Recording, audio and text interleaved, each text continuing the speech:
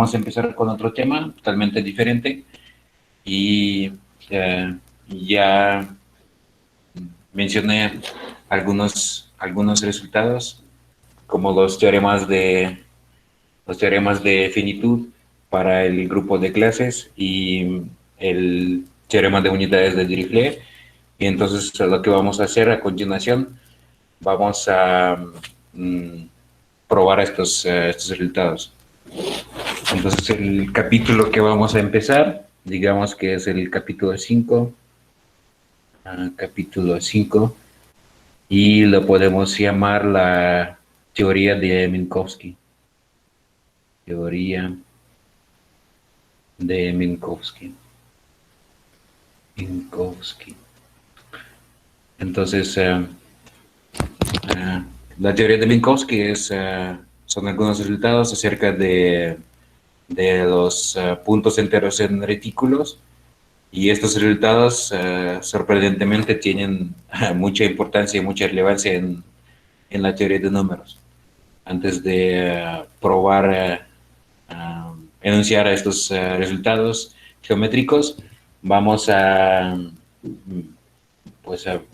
mencionar brevemente que queremos probar, cuáles son los teoremas aritméticos que queremos probar, ¿no? Entonces, primero, uno de los teoremas que vamos a probar es que si tenemos una extensión finita de Q, no trivial, entonces se puede ver que el discriminante de K es mayor que 1. Entonces esto significa que si tomamos una extensión de Q no trivial, entonces algún primo racional necesariamente se ramifica en K. Entonces otro resultado, entonces si tomamos un campo de números K, entonces en este caso el grupo de clases de K, que por la definición es el grupo de Picard de OK, pues es como lo definimos, es el grupo de los ideales invertibles en OK, módulo los ideales invertibles principales en OK. Entonces resulta que el grupo de clases siempre es finito. Esto es lo que vamos a ver más adelante. Y pues solo cabe mencionar que este resultado no es un resultado de álgebra conmutativa. Pues el estudio básico del grupo de Picard es un asunto de álgebra conmutativa, pero si reemplazamos el anillo de enteros OK por algún otro dominio de Dedekind, este resultado ya no es cierto, porque pues en general cualquier grupo abeliano puede surgir como el grupo de Picard si trabajamos con los dominios de Dedekind en general, ¿no? Entonces aquí el chiste es que este resultado usa de alguna manera que el anillo que tenemos es el anillo de enteros OK, ¿no? No cualquier otra cosa, ¿no? Luego otro teorema de finitud que vamos a probar, este es el teorema de Hermite, y este nos dice que para C una constante fija, entonces C fijo, entonces existe un número finito de campos de números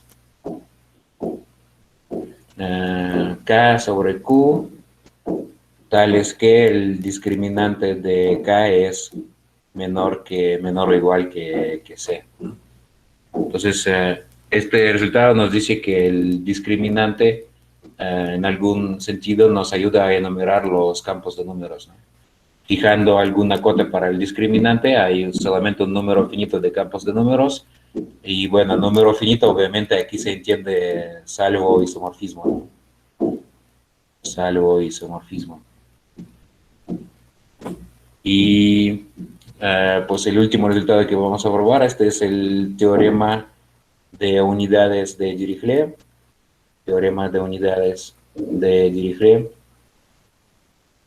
Entonces este teorema nos dice que el grupo de unidades de OK es finitamente generado y además vamos a ver cuál es el rango.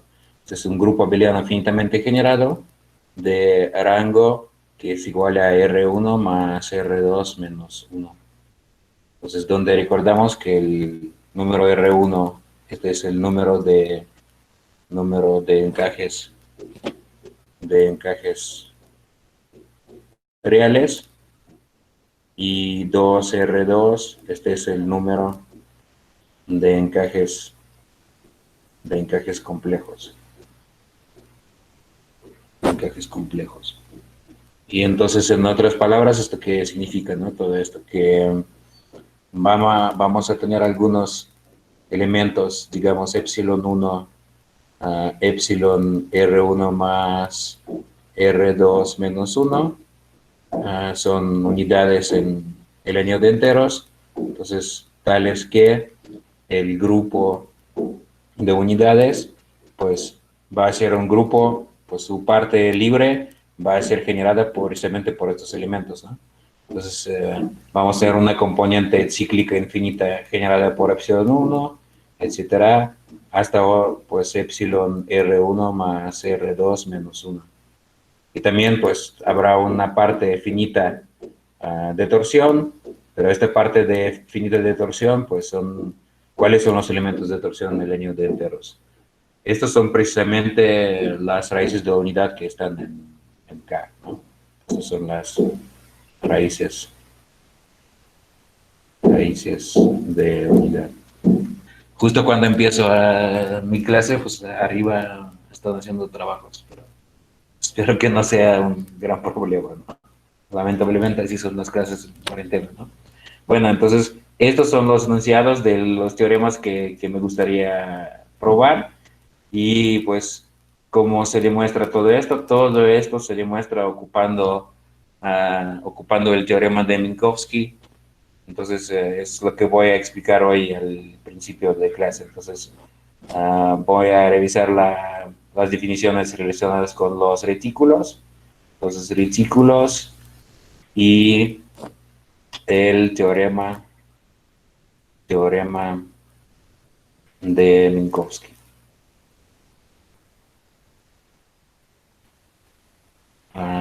Entonces, primero, ¿quiénes son los retículos? Entonces, definición.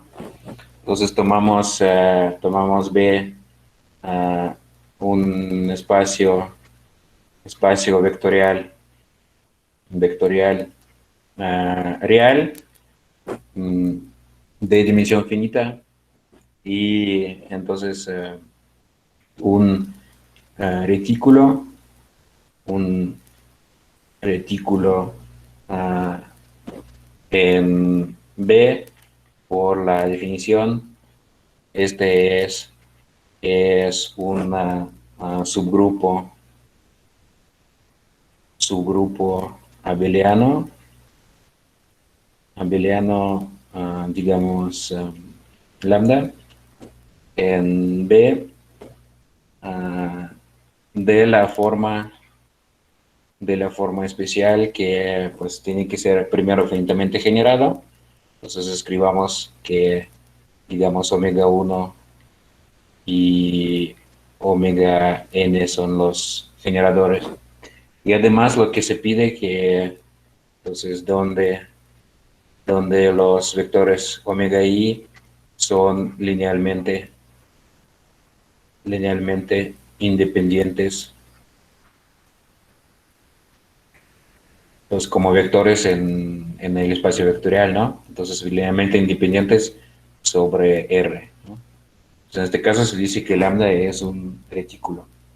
Si este número n, que es va a ser pues el rango de lambda, si n, que es el rango de lambda, es igual a la dimensión de nuestro espacio ambiente B, entonces se dice que lambda tiene rango completo en B. Y también otra definición más, que si fijamos una base omega 1, omega n, entonces el conjunto que vamos a notar por pi mayúscula, o sea, este conjunto que consiste en estas combinaciones, digamos, lambda i, omega i, donde lambda i está entre 0 y 1. Entonces, este conjunto entonces se llama un dominio fundamental, un dominio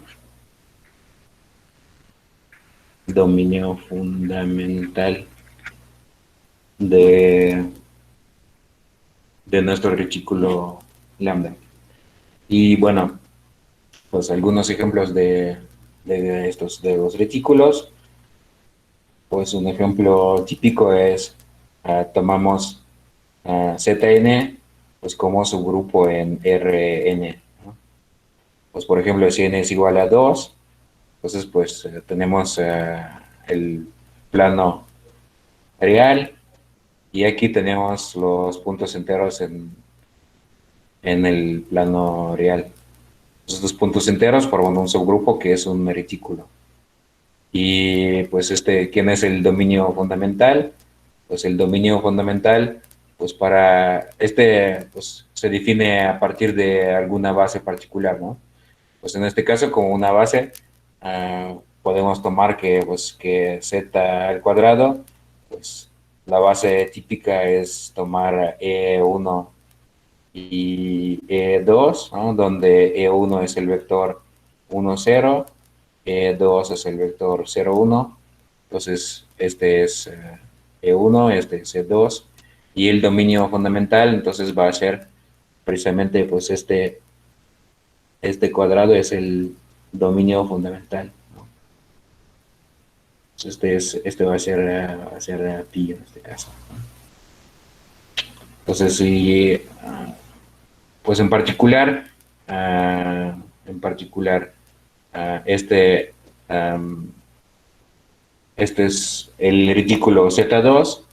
Lo vamos a ver cuando tomamos los enteros de Gauss Zi, ¿no? Si los identificamos con un subconjunto del plano complejo, pues si el plano complejo de la manera habitual lo identificamos con el plano real, ¿no? Entonces, en este caso, precisamente, pues los enteros de Gauss se ven como un retículo de esta forma en el plano real, ¿no? Y mm, otro ejemplo parecido es, bueno, aquí tal vez es un poquito más complicado hacer un dibujo bonito.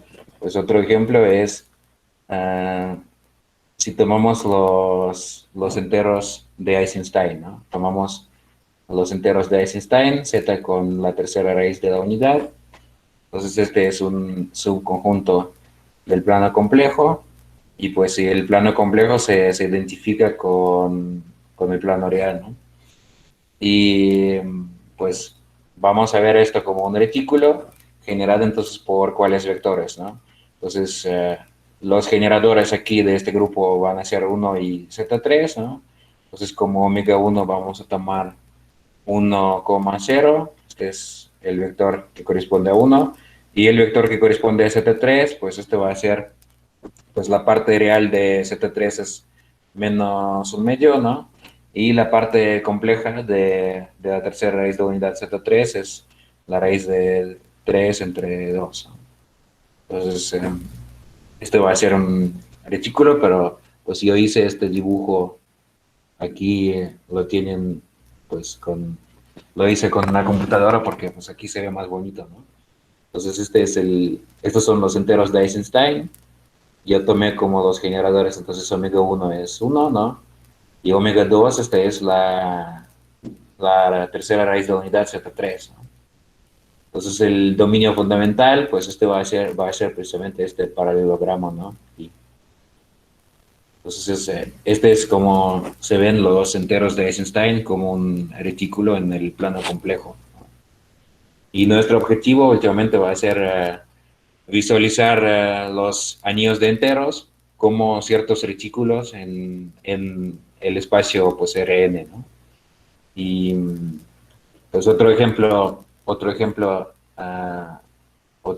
de este tipo, pues por ejemplo tomamos, si tomamos, si tomamos z con la raíz de 2, pues aquí hay que tener cuidado, ¿no? Podemos pues ver este grupo como entonces z 1 más z por la raíz de 2 y pues podemos, por ejemplo, decir que este es un subgrupo de R, ¿no? De la recta real. Pero este no es un retículo, no es un retículo en R1, ¿no? Y aquí el problema es el siguiente, que según la definición, pues yo digo que los vectores que generan el retículo tienen que ser linealmente independientes, ¿no? Entonces, aunque este sí es un grupo abeliano de rango 2, ¿no? Los vectores 1 de la raíz de 2, pues no son linealmente independientes sobre R, ¿no? Por esto, este no es un retículo. Y pues entonces, si queremos ver este anillo como un retículo, pues no podemos encajarlo en R1, sino hay que encajarlo en R2. Y bueno, vamos a ver más adelante cómo se hace esto en general.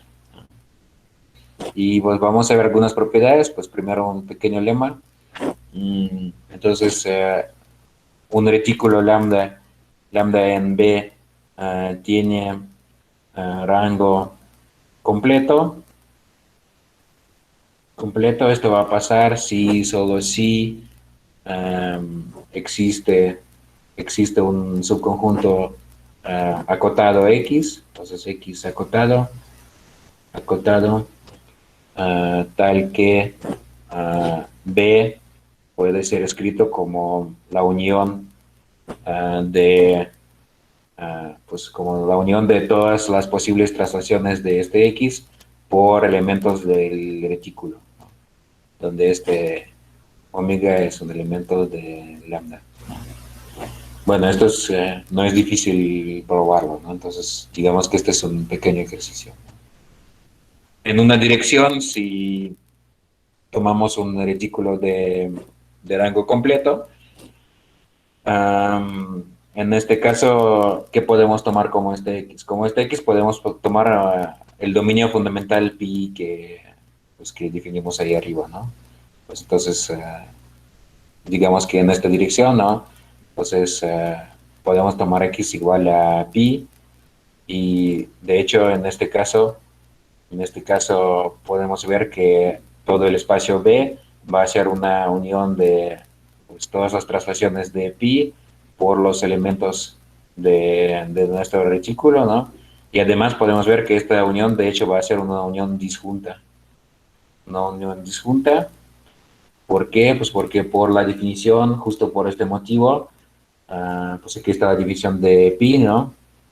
Entonces, por la definición aquí tomamos este lambda estrictamente menor que 1, ¿no? Entonces, aquí, pues volviendo a este ejemplo de los enteros de Eisenstein, pues aquí, pues precisamente, pues estos lados del paralelogramo, pues no van a estar en el dominio fundamental y pues de esta manera, pues definiéndolo de esta manera, podemos ver que trasladando por los elementos de nuestro retículo el dominio fundamental, vamos a tener precisamente una unión disjunta de diferentes como estos traslados del dominio fundamental nos van a dar precisamente todo el espacio ambiente, ¿no? Esta es la idea de pues, a qué sirve el dominio fundamental, ¿no? Y pues en general pueden ver que pueden tomar cualquier conjunto acotado y pues si se cumple esto, si los diferentes traslaciones de un conjunto acotado recubren todo el espacio, en este caso pues el retículo tiene que tener un rango completo. Entonces, hemos definido los retículos, pero la definición es un poquito no se ve muy canónica, ¿no? Esta definición menciona de manera explícita una base de lambda.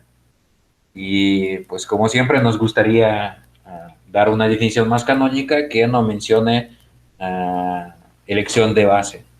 Entonces hay una caracterización más canónica de los retículos que dice lo siguiente, que un subgrupo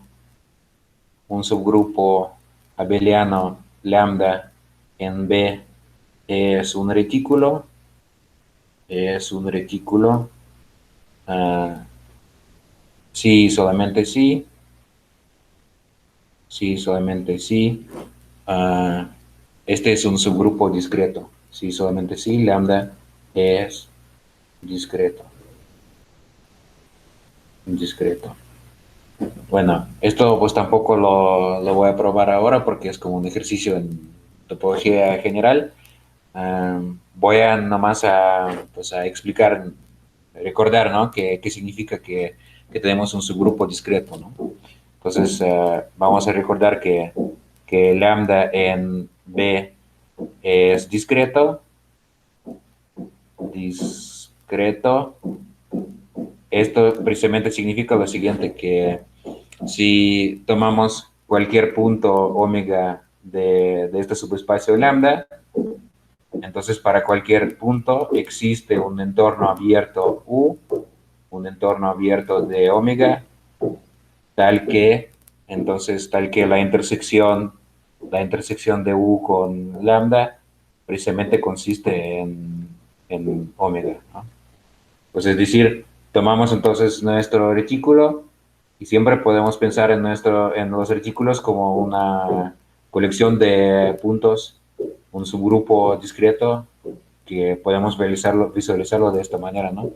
Cierta colección de puntos en Rn, ¿no? Entonces la idea es que pues, esto es discreto si para cualquier punto podemos tomar un entorno en el espacio ambiente suficientemente pequeño, este es U, tal que la intersección de este entorno con lambda va a precisamente ser solamente este punto, ¿no? Entonces los puntos podemos aislarlos, ¿no? De esta manera. En este caso se dice que tenemos un subespacio discreto. Y para entender, uh, pues cómo funciona esto, vamos a dar un ejemplo de algo que no es un retículo y pues vamos a ver, ¿no? Pues yo tomé antes como un ejemplo de no retículo, pues el subgrupo generado por 1 y por la raíz de 2 en R1. Este no es un retículo, ¿no? Pues este es un subgrupo abeliano legítimo, pero este no va a ser retículo porque este no es un subgrupo discreto. Entonces no es un subgrupo discreto. Y pues este es un muy buen ejercicio, ver que no es un subgrupo discreto porque, pues, ¿qué quiere decir esto, no? Por ejemplo, si nos fijamos en el punto 0, ¿no? Entonces, esto quiere decir lo siguiente, que para todo epsilon mayor que 0, entonces existe un elemento, digamos, A más B por la raíz de 2, un elemento aquí. Entonces, tal que el valor absoluto de este cuate es menor que epsilon. Entonces, esto quiere decir que el punto, si tomamos la recta real y nos fijamos en el punto, en el origen 0, entonces siempre habrá en cualquier entorno, pues no importa que tan pequeño sea, ¿no? Entonces siempre habrá puntos de este subgrupo aquí, ¿no? Pues este no es discreto. Y bueno, para la prueba que discreto, un subgrupo discreto es un retículo, pues pueden checar mis apuntes, por ejemplo, ¿no? Y ahí, pues, solo cuál es la idea clave de esta prueba. Pues aquí la idea clave va a ser que si tenemos cualquier grupo topológico Hausdorff y ahí un subgrupo discreto, entonces este va a ser un subespacio cerrado, ¿no? Entonces, pues otra pequeña nota, ¿no? Si G es un grupo topológico Hausdorff, y tomamos digamos, H en G subgrupo discreto. En este caso siempre, pues, H es cerrado. Esto no es cierto en general, pues si toman un espacio topológico y allí un subespacio discreto, pues este no tiene por qué ser un subespacio cerrado. Pero para los grupos, usando que tenemos un grupo, pueden sí deducir que un subgrupo discreto siempre va a ser un subespacio cerrado, ¿no? Pero bueno, estas son algunas generalidades sobre la topología, ¿no? Entonces, a nosotros ah, nos va a interesar dotar nuestro espacio B de estructura de espacio euclidiano. Entonces, digamos que a partir de ahora vamos a suponer que tenemos un producto escalar,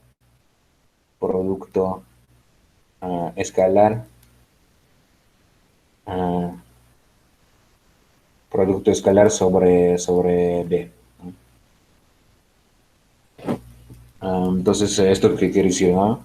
Producto escalar es una forma bilineal definida positiva, ¿no? Entonces, forma bilineal definida positiva. Y en este caso, si tenemos un producto escalar, podemos definir que es el volumen de un subconjunto de B.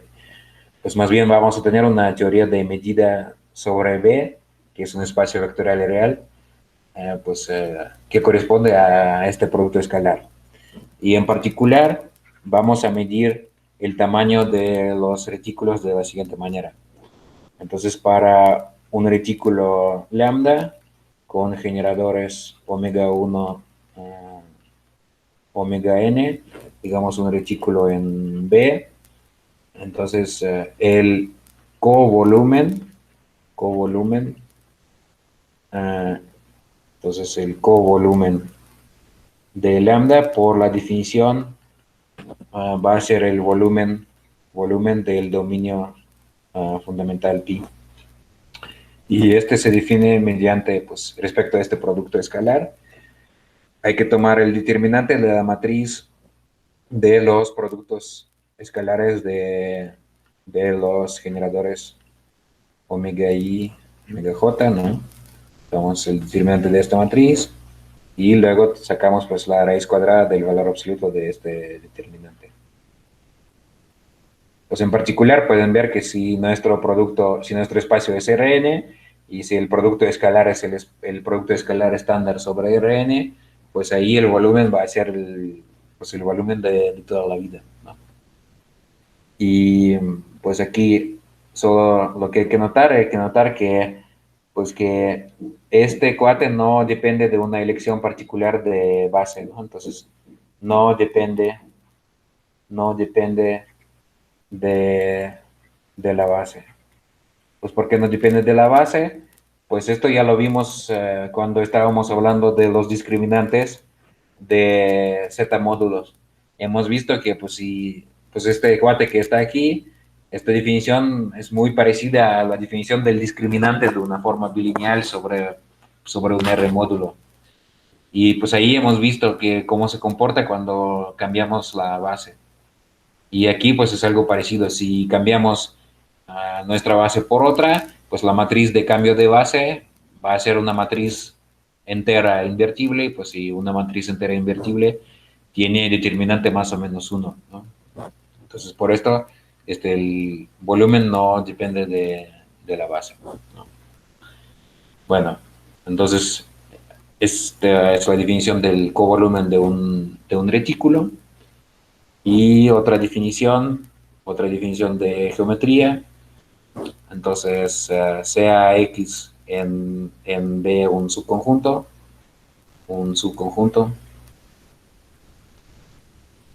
Entonces vamos a decir lo siguiente. Primero, vamos a decir que X es simétrico,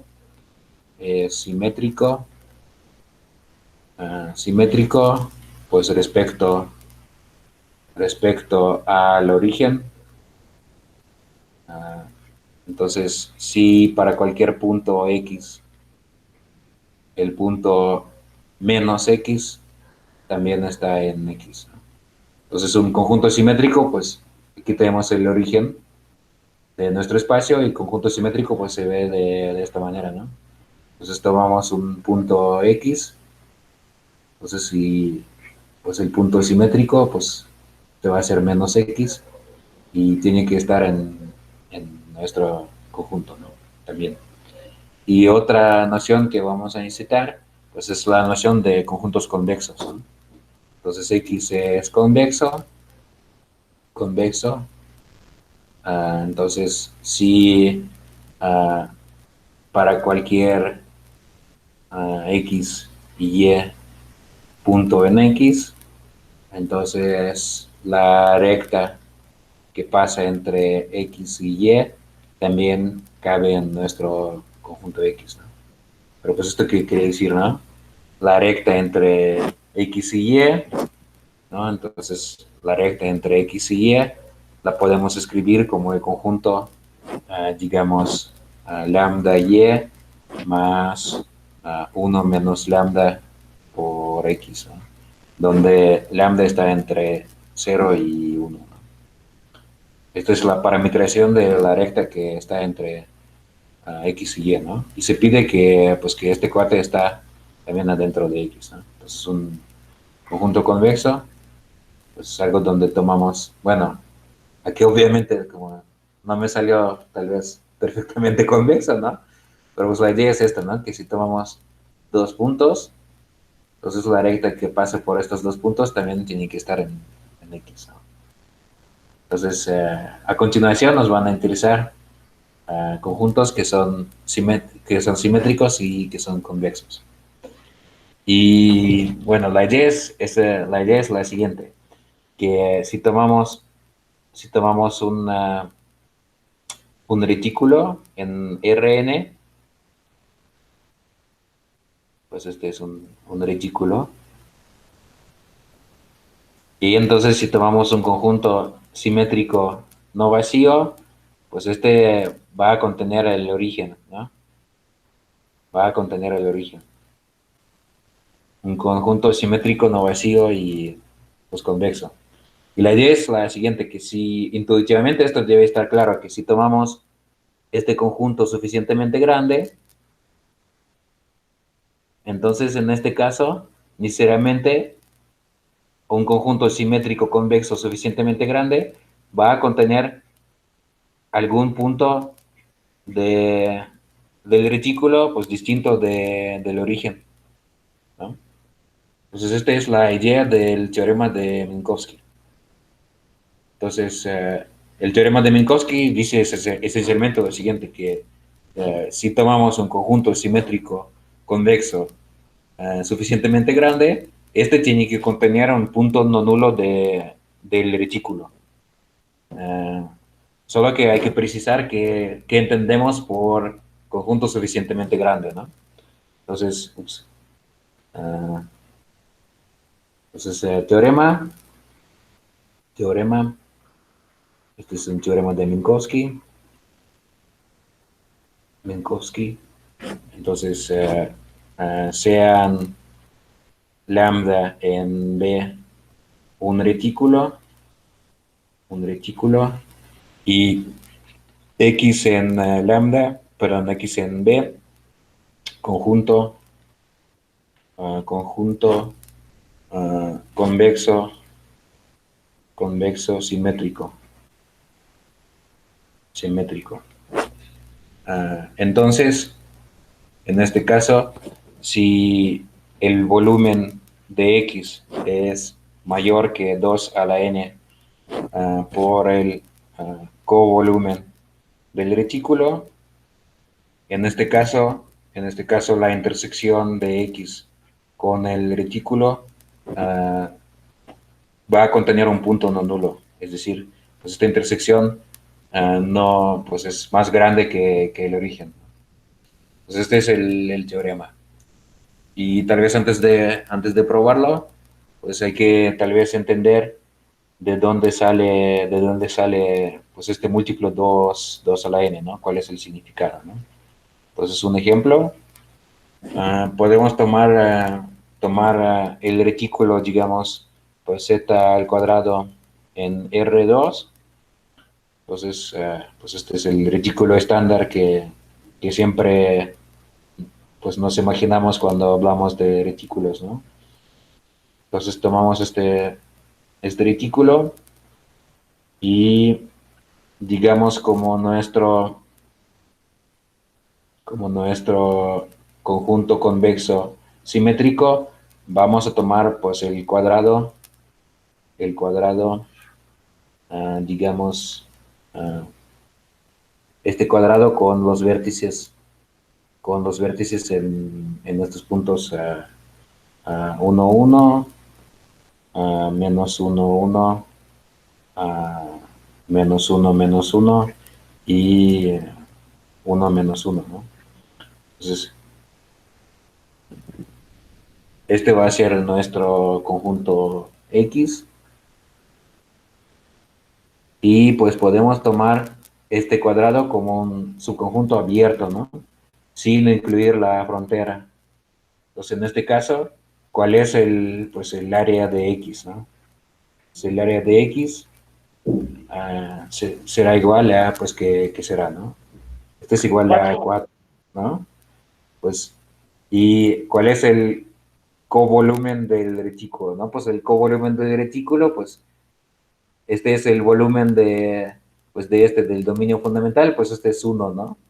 Entonces el volumen de X es igual a 4, ¿no? Pero pues aquí se ve que ningún punto entero, aparte del origen, no está en X, pues precisamente porque tomamos X un conjunto abierto, ¿no? Entonces, pues esto explica de dónde sale este múltiplo 2 a la n, ¿no? Y pues también explica por qué la desigualdad es estricta, ¿no?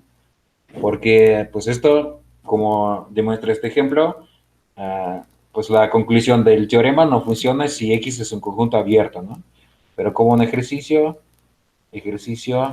pues les dejo ver que si X es cerrado, si X es un conjunto cerrado, en este caso pueden checar que pues en realidad sí es suficiente asumir que la desigualdad pues no es estricta, ¿no? Entonces basta tomar un conjunto con el volumen de X exactamente igual a 2n por el covolumen de lambda, ¿no? Entonces, pero pues este ejemplo explica de dónde salió este 2 a la n, ¿no? Y pues obviamente si quieren dimensión mayor, ¿no? Pueden tomar el hipercubo en Rn con los vértices, ¿no? En estos puntos, ¿no? Sí va a salir lo mismo, ¿no? Entonces este es pues una explicación, ¿no? De dónde sale esta desigualdad, ¿no? Y bueno, vamos a demostrar el teorema y pues antes de probar el teorema, vamos a probar un pequeño lema y este se conoce como el lema de Blichfeld. Blichfeld. Entonces, Blichfeld, este es un matemático danés que trabajó pues en estos asuntos de retículos y puntos enteros y el lema dice lo siguiente, que si X en B es un conjunto convexo y el volumen de X es mayor que el covolumen de lambda, entonces en este caso existen dos diferentes puntos X y X' en X, dos puntos distintos, ¿no? Entonces, tal es que la diferencia de estos dos puntos cabe en el retículo lambda, ¿no? Este es el lema, ¿no? Entonces, demostración, pues primero empezamos por escribir nuestro espacio como la unión disjunta de pues, del dominio fundamental trasladado por diferentes elementos del retículo, ¿no? Entonces tenemos esto y esta es una unión disjunta en realidad, ¿no? Y pues ahora si queremos ver qué pasa con nuestro conjunto convexo X, entonces esto podemos escribir como la unión disjunta de los traslados de la intersección de X con pi más omega, ¿no? Entonces, luego, luego, vamos a ver. Entonces, esta es una unión disjunta. Entonces, si nos interesa cuál es el volumen de X, pues este va a ser igual a la suma de los volúmenes de todos estos cuates, ¿no? De los volúmenes de la intersección de X con el traslado del dominio fundamental por omega, ¿no? Pero pues de todas maneras, pues esto lo podemos reescribir como el volumen de, entonces tomamos el conjunto X menos omega, intersección con pi, ¿no? Pues esto es lo mismo, ¿no? Entonces, estos son los traslados de X por menos omega, ¿no? Y lo intersecamos con el dominio fundamental pi. Y ahora, pues el punto clave es el siguiente, que por nuestra hipótesis, el volumen de X es mayor que el covolumen de lambda, pues que por la definición es el volumen del dominio fundamental, ¿no? El volumen del dominio fundamental. Entonces, ¿esto qué quiere decir? Pues que si este es mayor que lo que tenemos aquí a la derecha, esto, pues aquí tenemos intersecciones con el dominio fundamental, ¿no? Pues aquí todo lo que tenemos, todas estas intersecciones viven adentro del dominio fundamental, pero sabemos que el dominio fundamental es más pequeño que X. Y esto significa pues que uh, aquí en esta suma, pues que los conjuntos X menos omega en intersección con pi, pues que no pueden ser todos disjuntos, ¿no? Entonces, entonces de esta hipótesis que el volumen de X es mayor que el volumen de pi, podemos deducir entonces que estos conjuntos X menos omega intersección con pi para omega elementos de lambda no son disjuntos, ¿no? No son disjuntos.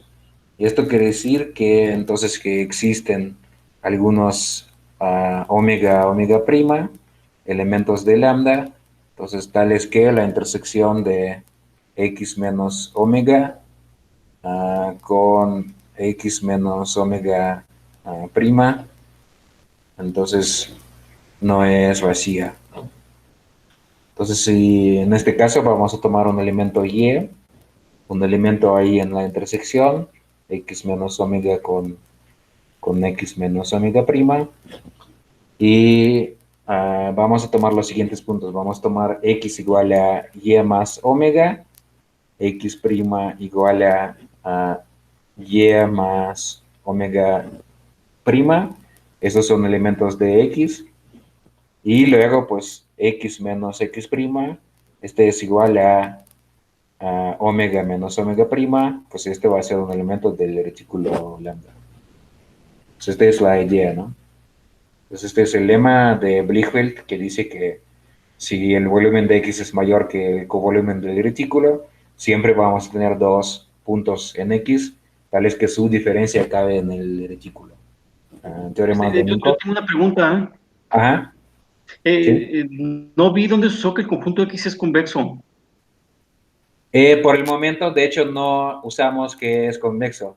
Lo único que usamos, bueno, este argumento, pues aquí hay algunos detalles y pues cuando aquí yo hablo de los volúmenes, etcétera, lo único que estoy usando, yo estoy usando que X es un conjunto medible.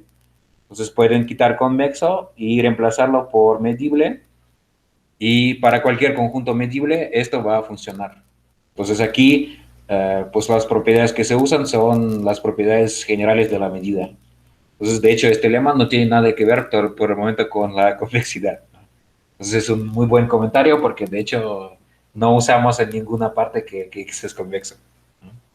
Ni que convexo ni que simétrico, ¿no? Entonces, de hecho, pues este lema no depende de esto, ¿no?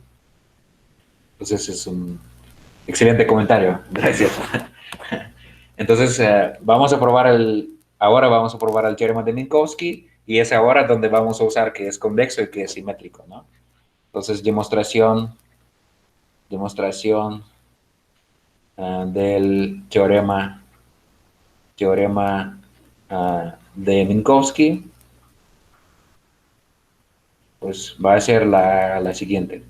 Entonces, vamos a considerar el conjunto un medio de X, pues que por la definición este es el conjunto, vamos a multiplicar por un medio todos los puntos de X, ¿no? Entonces ahora el volumen de un medio de X, pues este va a ser 1 entre 2 a la n por el volumen de X, ¿no? Y por nuestra hipótesis, este cuate es estrictamente mayor que el covolumen de lambda. Y ahora, pues el lema anterior, entonces el lema de Blichfeld, que acabamos de probar, nos va a decir que existen dos puntos distintos, X y X' en, pues, ¿dónde? Entonces, en el conjunto un medio de X, ¿no? Existen dos puntos X', tales que X menos X' es un elemento del retículo, ¿no? Y ahora, para terminar la prueba, nos gustaría decir que X menos X' cabe en X, ¿no? Porque, pues, estos son puntos diferentes, X y X', ¿no? Son puntos distintos. Entonces, este es un punto no nulo del retículo. Entonces, lo que nos gustaría ver es que X y menos X', hay que ver que este es un punto que está en el conjunto X, ¿no? Y es ahora donde vamos a ocupar que X es simétrico y convexo, ¿no? Entonces, primero, por la hipótesis que X es simétrico, entonces X simétrico, uh, entonces de ahí vamos a deducir entonces que menos X' también está en un medio de X, ¿no? Pues si X es simétrico, entonces pues un medio de X también es un conjunto simétrico, ¿no? Y menos X' también va a estar ahí, ¿no? Ahora, ¿qué quiere decir todo esto, no? Entonces X está en un medio de nuestro conjunto convexo, entonces esto quiere decir que X podemos escribirlo como un medio por Y, ¿no? Y menos X' lo vamos a escribir como un medio de Y'.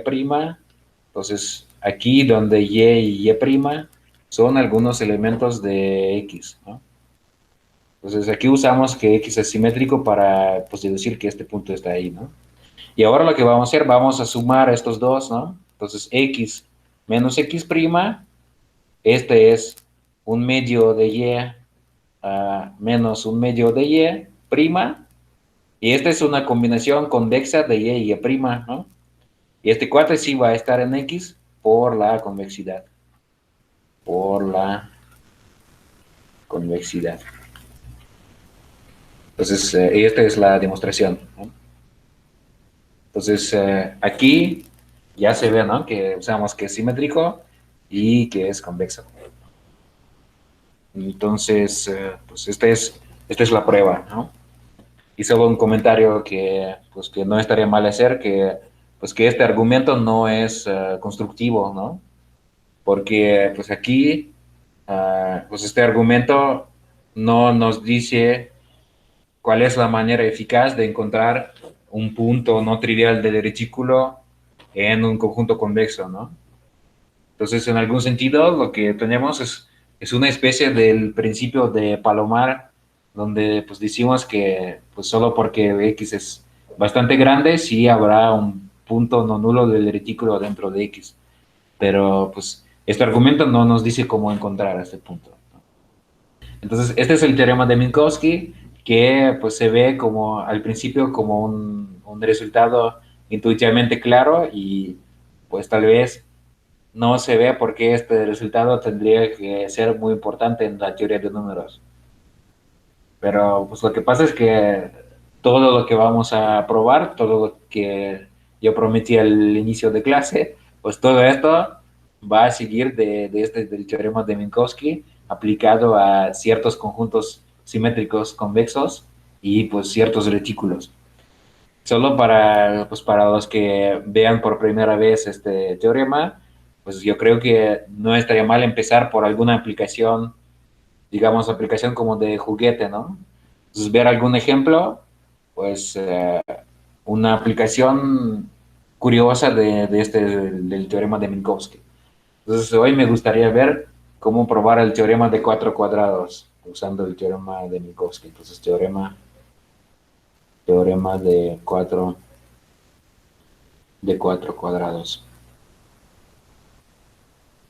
Entonces, este es un resultado de la teoría de números, pues que dice lo siguiente, ¿no? Que esto fue probado por Lagrange.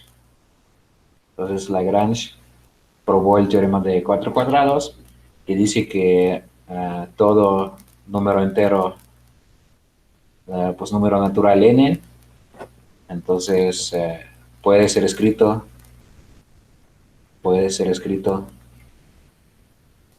como una suma de cuatro cuadrados, ¿no? Puede ser escrito como la suma de a al cuadrado más b al cuadrado más c al cuadrado más d al cuadrado, donde a, b, c y d son números enteros. Y este es un resultado pues famosísimo de la teoría de números, digamos, elemental, ¿no? Y pues la historia de este teorema es, uh, es bastante curiosa porque pues el mismo Euler estaba interesado en probarlo, ¿no? Y pues lo que descubrió Euler, entonces Euler descubrió lo siguiente, que primero que es suficiente probar este resultado para n número primo. Y la razón detrás de esto es la siguiente, que hay una identidad que nos dice que si tomamos un número que es la suma de cuatro cuadrados, digamos a al cuadrado más b al cuadrado más c al cuadrado más d al cuadrado, y lo multiplicamos por otra suma de cuatro cuadrados, digamos x al cuadrado más y al cuadrado más z al cuadrado más w al cuadrado. Entonces, que este producto también va a ser una suma de cuatro cuadrados. Y pues no está muy claro por qué será esto, ¿no? Entonces, pero pues este será también una suma de cuatro, cuatro cuadrados. Y bueno, pues la identidad de Euler podemos escribirla, pero pues la misma identidad no nos dice mucho porque, bueno, pues tengo que aquí pues copiarla de alguna parte porque obviamente es una expresión bastante complicada, ¿no? Este es ax menos by menos z menos dw al cuadrado más ay más bx más cw más, perdón, menos dz al cuadrado, luego az menos bw más cx más dy al cuadrado más aw más bz menos cy más dx, todo esto al cuadrado, ¿no? Entonces, esta es la identidad que descubrió Euler, que nos dice que si tomamos una suma de 4 cuadrados y otra suma de 4 cuadrados, pues esto también va a ser una suma de 4 cuadrados, ¿no? Y pues, si no me equivoqué, ¿no? Pues escribiendo esta expresión. Pues obviamente pues la prueba puede nomás desarrollar estas expresiones y ver que, pues, que las dos cosas coinciden, ¿no? Obviamente lo que está aquí, esta es una identidad que debe de ser cierta en cualquier anillo conmutativo, ¿no? Pero solo para una explicación, pues por qué, de dónde sale esto, ¿no? Entonces una explicación, una explicación, una explicación. Para las sumas de dos cuadrados también tenemos una fórmula conocida que es a al cuadrado más b al cuadrado multiplicado por x al cuadrado más y al cuadrado. Este cuate tiene que ser igual a x más by al cuadrado más ay más bx al cuadrado, ¿no? Pero ¿de dónde sale esto, no? Esto sale de los enteros de Gauss, ¿no? Tenemos los enteros de Gauss, tenemos la norma de los enteros de Gauss, entonces si tomamos alfa igual a más bi, entonces la norma de alfa, este es alfa por el conjugado de alfa y este es a al cuadrado más b al cuadrado, ¿no? Y la norma es multiplicativa, ¿no? La norma de alfa beta es la norma de alfa por la norma de beta, ¿no? Entonces, sí, la expresión que tenemos ahí, pues esta es la multiplicatividad de la norma, ¿no?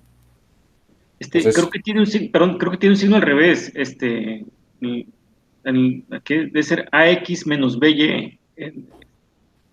ax menos by, bueno, pues Sí, podemos calcularlo, ¿no? Podemos calcularlo.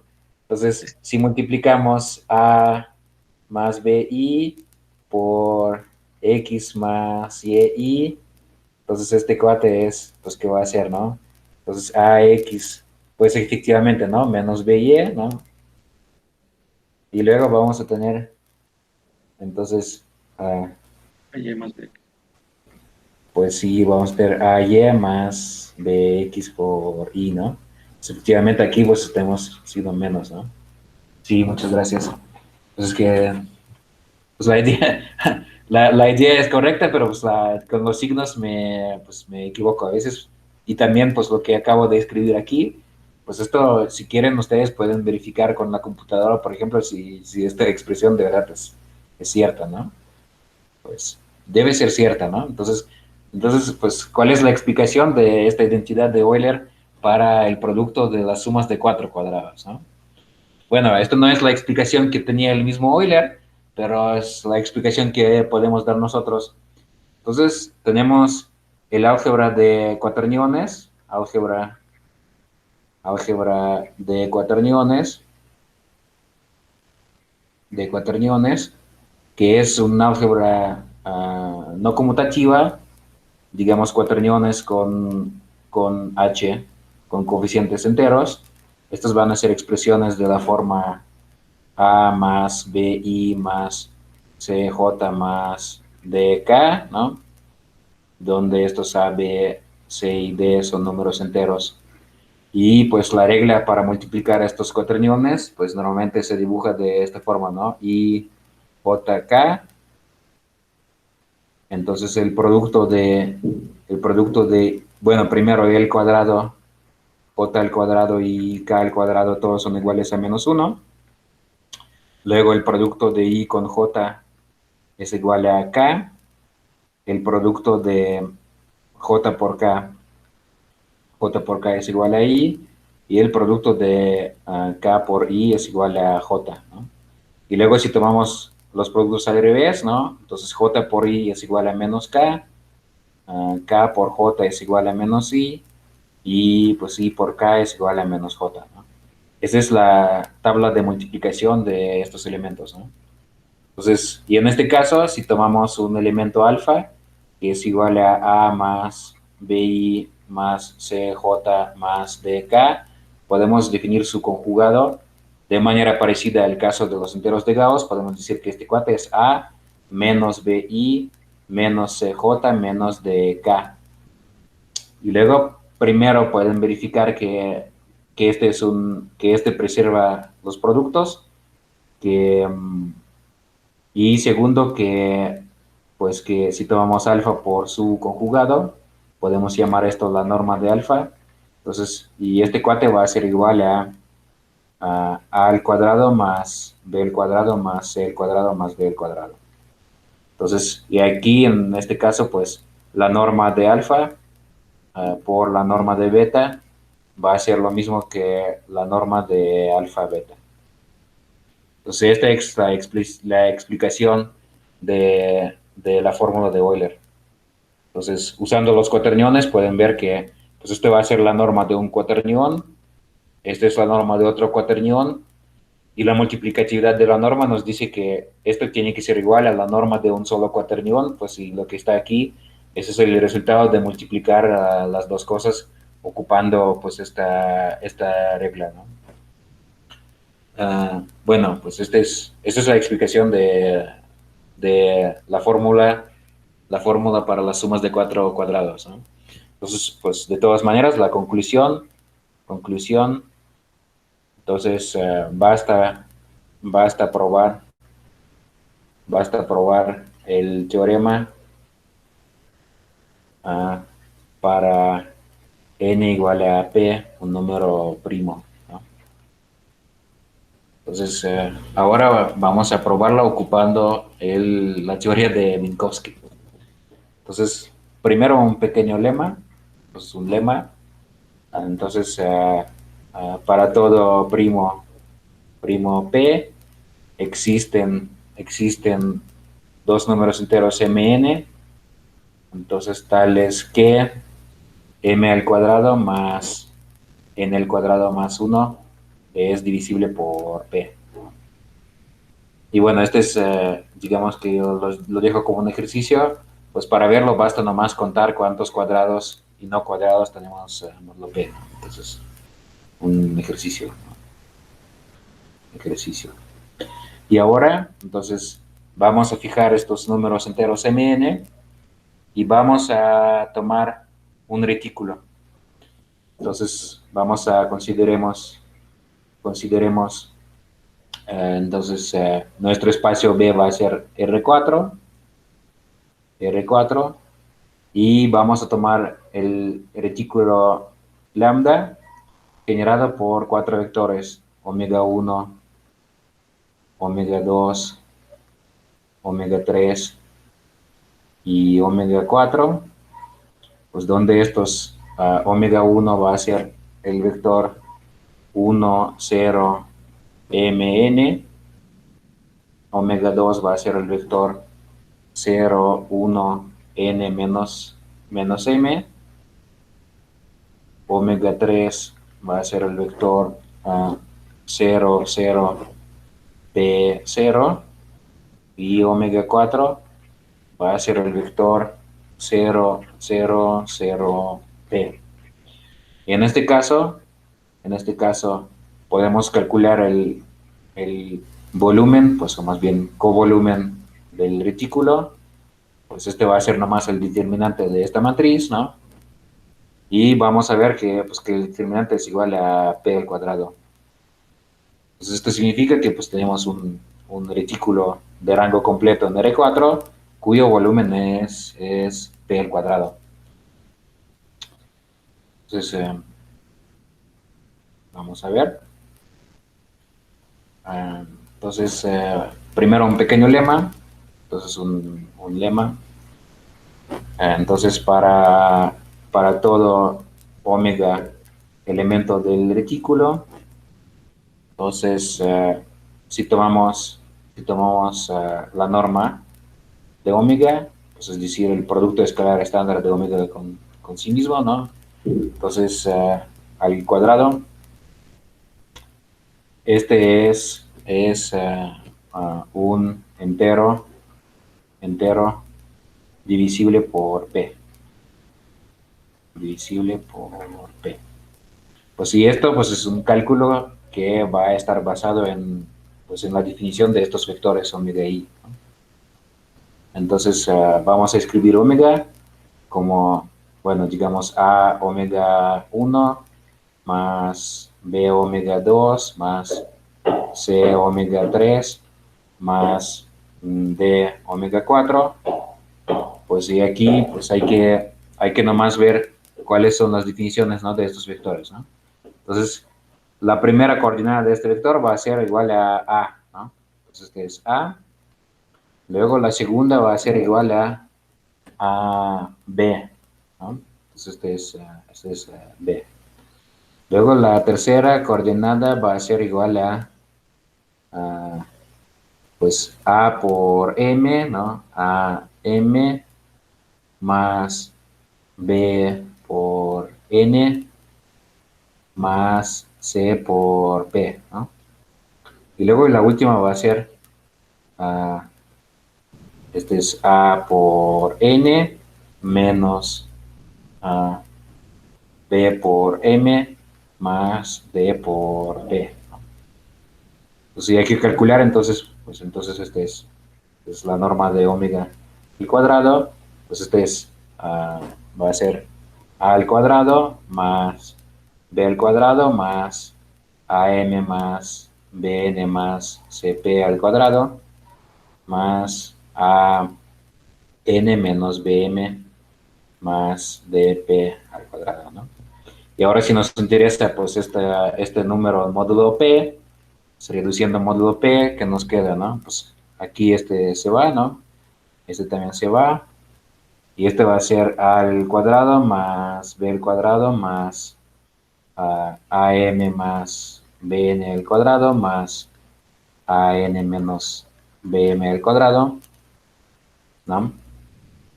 Y luego esto lo podemos pues por ejemplo, ¿qué podemos hacer con esto?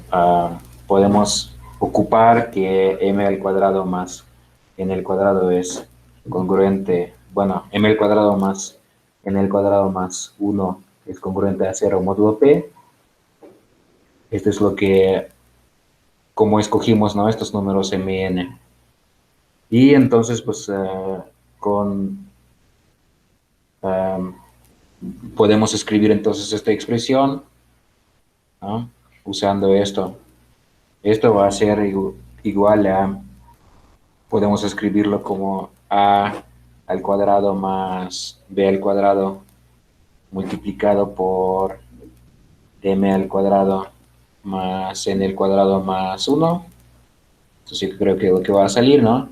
Pues, pero pues este cuate es congruente a 0 módulo p, ¿no? Es congruente a 0 módulo p.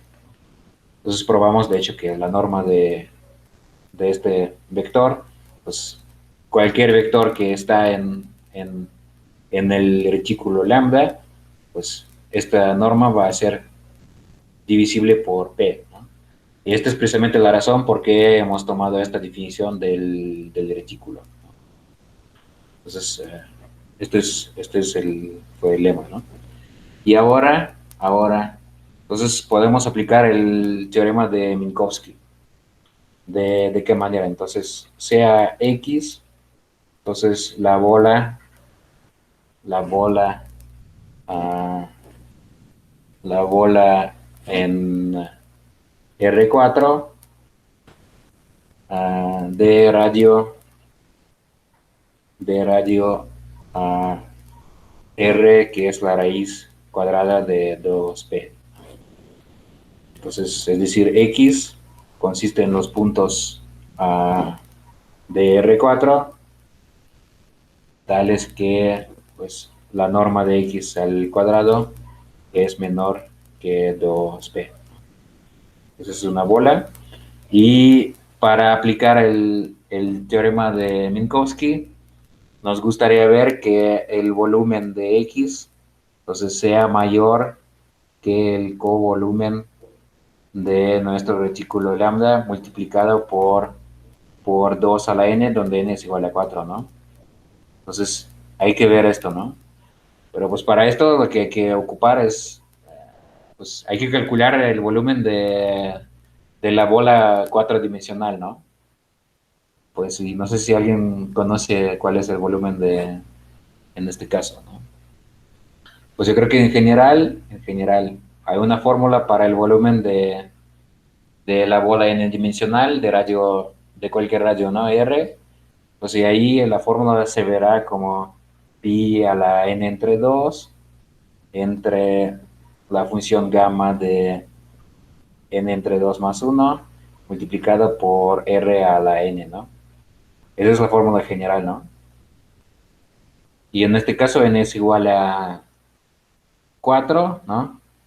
Entonces la bola va a tener volumen pi al cuadrado por r a la cuarta entre, pues, ¿qué va a salir, no? Va a salir 2 factorial, que es 2, ¿no? Entonces, esa es la fórmula. Entonces, sí, hay que calcular hay que hacer este cálculo, ¿no? Entonces, este es pi al cuadrado multiplicado por 4 por p al cuadrado, pues entre 2, entonces 2p al cuadrado por p al cuadrado, ¿no? Entonces, el covolumen del retículo es p al cuadrado. Entonces, lo que queremos ver que 2pi al cuadrado sea mayor que 2 a la cuarta, ¿no? Que este es 16, ¿no? Entonces, hay que ver que 2pi al cuadrado es mayor que 16 y pues yo creo que esto sí es cierto, ¿no? Pues yo creo que basta aproximar pi con pi igual a 3, ¿no? En este caso, para verlo, yo creo, ¿no? Con esto yo creo que basta, ¿no? Entonces, vimos que el volumen de la bola es estrictamente mayor pues, que este cuate. Entonces, el teorema de Minkowski nos dice lo siguiente, que la intersección de X con el retículo lambda contiene algún punto no nulo, ¿no? Y pues esto qué significa, ¿no? Que existe algún punto omega en lambda, entonces tal que la norma de omega, pues ya que pues al cuadrado, ¿no? Que este número es menor que 2 por p, ¿no? Menor que 2 por p. Y por otra parte hemos visto que este número omega al cuadrado, que este número pues siempre es divisible pues que esta norma, ¿no? Es divisible por p. Y pues esto es lo que tenemos, ¿no? Tenemos un número que está entre 0 y 2p y que es divisible por p, ¿no? Entonces de aquí no tenemos muchas opciones, ¿no? Esto significa que, pues que este cuate precisamente es igual a p, ¿no? Y pues ahí está, ¿no? Si omega es igual a, si omega es igual digamos, a, B, C, D, ¿no? Entonces, pues esta norma es a al cuadrado más b al cuadrado más c al cuadrado más d al cuadrado, pues este cuate va a ser igual a p. Entonces, hemos logrado expresar p como una suma de 4 cuadrados, ¿no? Entonces, en este punto podemos decir que ganamos, ¿no? Ganamos. Y pues ahí está, ¿no? Hemos probado que cualquier primo es una suma de 4 cuadrados y entonces gracias a esa identidad de Euler podemos deducir que cualquier número entero es una suma de 4 cuadrados. Y entonces esto lo hicimos ocupando el teorema de Minkowski. Y yo creo que pues ya no tiene mucho sentido empezar con otros temas. Yo creo que para hoy es suficiente, ¿no? Entonces yo les di una aplicación curiosa del teorema de Minkowski a la teoría de números, digamos, elemental, ¿no? Y a partir del miércoles ya vamos a ver otras aplicaciones más serias para la teoría algebraica de números, ¿no? Entonces ahora, a ver si tienen comentarios o preguntas. sobre todo esto. Yo tengo una pregunta. Ajá. Sí, sí. Mi pregunta es si sobre un espacio vectorial en R, o sea, la topología que estamos considerando es algún estándar. La topología que estamos tomando, pues sí, es la topología que tenemos, la topología estándar sobre RN, sí. Ok. Por No la esto tengo cuando... muy presente, pero la voy a investigar. No, pues sí, perdón. Es que, pues, lo consideramos este B como un espacio, digamos, espacio vectorial topológico, ¿no? Entonces, vamos a considerar la topología estándar que tenemos. Y precisamente cuando yo estoy hablando de subespacios discretos, pues la topología que tiene el espacio ambiente, pues es la topología estándar, la topología real sobre Rn, ¿no? O pues sobre cualquier espacio real, sobre cualquier espacio real de dimensión finita, ¿no? Como consecuencia. Sí. Entonces, pues si quieres acostumbrarte a los retículos y esta historia, pues siempre pensar que estás en RN y que pues esto no va a cambiar mucho, ¿no? Pues, a lo mejor todo está formulado de manera más general, pero pues puedes siempre pensar que tu espacio ambiente es nomás RN. ¿Sí? Sí, fue lo que hice durante este clase. ¿Ah? El dominio, tengo una otra pregunta. ¿El dominio fundamental siempre forma un patrón? O sea, siempre puede formar un patrón que llena el espacio, ¿no? Sí, esto es más o menos por la definición, ¿no? Pues como sí, lo puedes checar por tu cuenta, ¿no? O sea, es la definición cómo está hecha la definición del dominio fundamental, pues esto es a propósito para que llene el espacio y también tomamos aquí, no incluimos un borde, no aquí, precisamente para que sea una unión disjunta, ¿no? Pero sí, este es el chiste del dominio fundamental. Y de hecho, otra manera, ¿no? de decir quién es el dominio fundamental, que tal vez también es útil, ¿no? El dominio fundamental, si tomamos el cociente, si tomamos nuestro espacio ambiente B y tomamos el cociente por lambda, pues este lo podemos identificar con el dominio fundamental, ¿no? Entonces este es el chiste del dominio fundamental. Y por esto, pues ¿por qué se llama el covolumen? Covolumen de lambda. Este es el volumen de pi, porque pues en realidad este cuate es el volumen del cociente de B por lambda, ¿no? Entonces la idea es esta, ¿no? Que el dominio fundamental nos representa los puntos del espacio ambiente módulo los puntos del retículo. Esta es la idea. ¿Alguna otra pregunta o comentario? No sé si habían visto ya esta aplicación de esta prueba curiosa del teorema de cuatro cuadrados. No, esta demostración yo no la conocía, ¿eh? Pues es algo curioso, ¿no? Que usamos la teoría de Minkowski para probar, pues obviamente no es la prueba original, ¿no? Pero yo creo que sí es algo interesante. Pero pues para los que no habían visto todavía, ¿no? Este teorema de Minkowski sobre los retículos y conjuntos convexos simétricos, pues yo creo que esta aplicación es bastante bonita para ver cómo funciona, ¿no? Y para irse como acostumbrando al resultado y pues a su empleo, ¿no? Entonces, esto es lo que les quería platicar hoy. Entonces, nuestro objetivo para el miércoles será visualizar el anillo de enteros de un campo de números como un retículo y aplicar el teorema de Minkowski a ese retículo. Pero pues esto ya lo haremos el miércoles. Bueno, pues si no hay otras preguntas y comentarios, entonces pues les agradezco por conectarse por su atención y yo voy a subir mis apuntes a la página. Ahí yo creo que pueden ver más detalles sobre la topología general. Entonces, muchísimas gracias y nos vemos el miércoles a las 12:30, ¿no? Hasta luego, gracias. Hasta luego. Hasta luego, profesor. Gracias.